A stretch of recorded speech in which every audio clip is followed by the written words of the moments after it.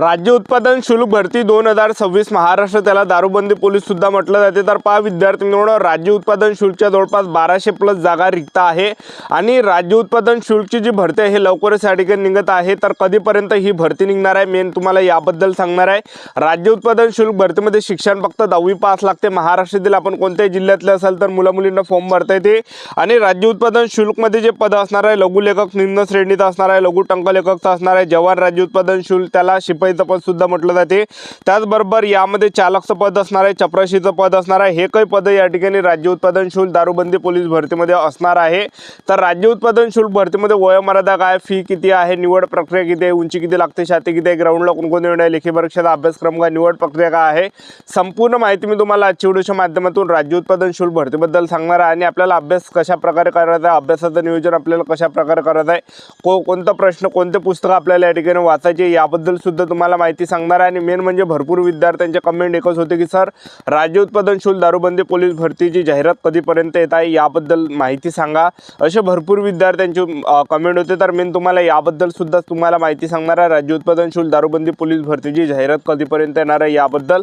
आजचा व्हिडिओ खूप महत्त्वाचा होणार आहे, व्हिडिओ शेवटपर्यंत बघा आणि व्हिडिओला आताच लाईक करा। नमस्कार विद्यार्थी मित्रांनो, माझी नोकरी कॉर्नर यूट्यूब चॅनलवर मी गोपाल वानखडे तुमचं सर्वांचं सहर्ष स्वागत करतो।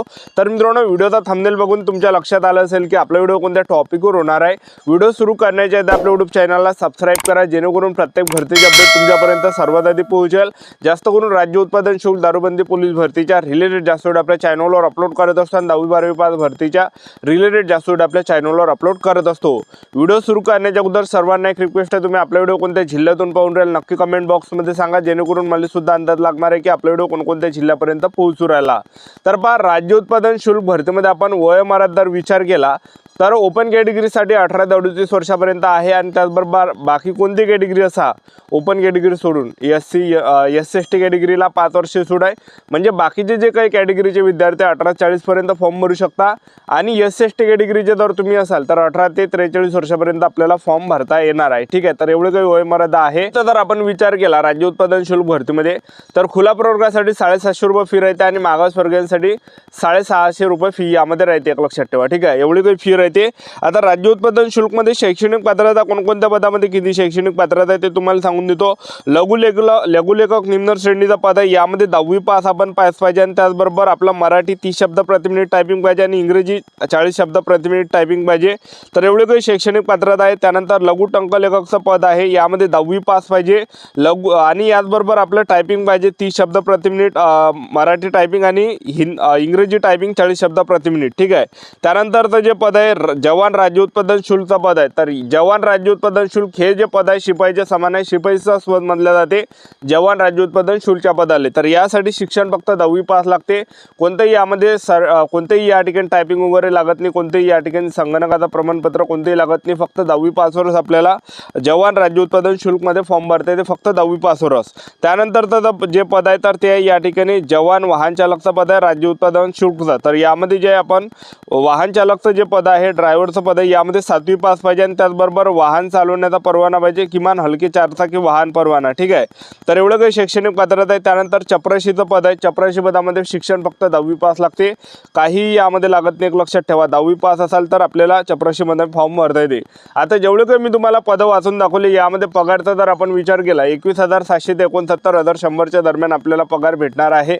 एवढा काही पगार राज्य उत्पादन शुल्क भरतीमध्ये आपल्याला पाहायला भेटणार आहे। आता राज्य उत्पादन शुल्क भरतीमध्ये आपण निवड प्रक्रियाचा जर पाहिलं तर पहिल्या टप्प्यामध्ये आपलं काय असणार आहे, यामध्ये ऑनलाईन पद्धतीने पेपर असणार आहे।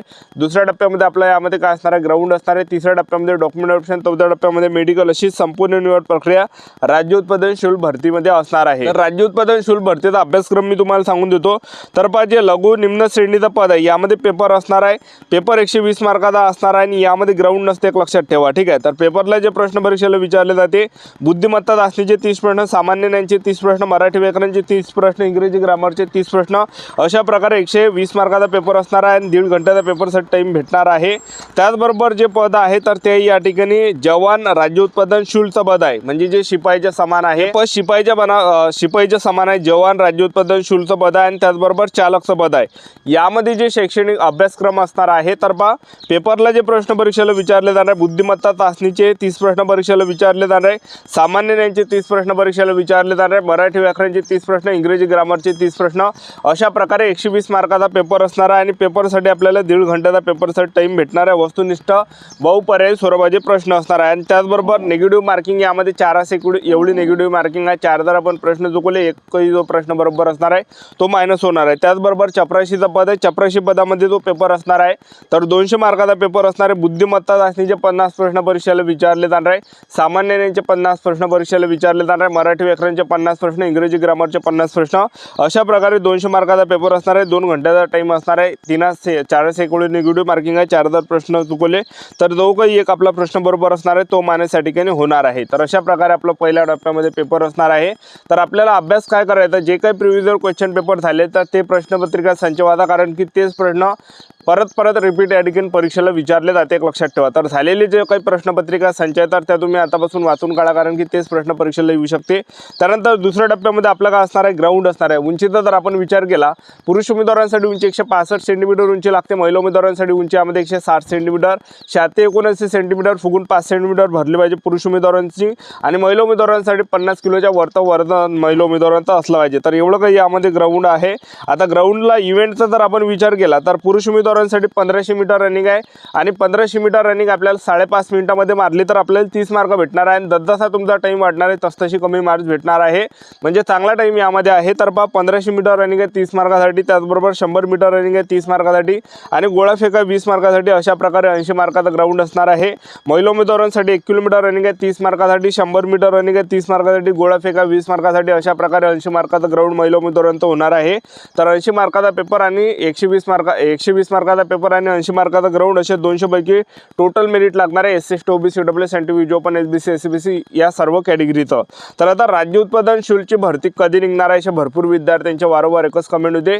तर पहा, लास्ट जी भरती आली होती 2024ला लास्ट भरती आली होती राज्य उत्पादन शुल्क, आणि त्यावेळेस 712 जागांसाठी ते राज्य उत्पादन शुल्कची भरती आली होती आणि तेव्हापासून जे 2024 पासून या ठिकाणी 2 वर्ष या ठिकाणी झालेले आहे, अजूनही या ठिकाणी राज्य उत्पादन शुल्कची भरती निघाली नाही।